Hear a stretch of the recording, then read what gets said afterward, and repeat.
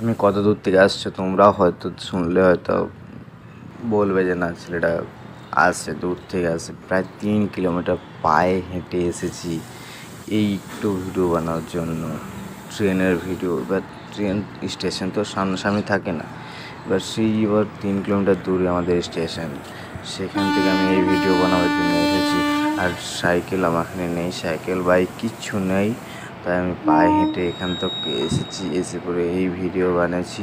যদি ভালো লাগে লাইক শেয়ার সাবস্ক্রাইব আর কমেন্ট করবে, ঠিক আছে?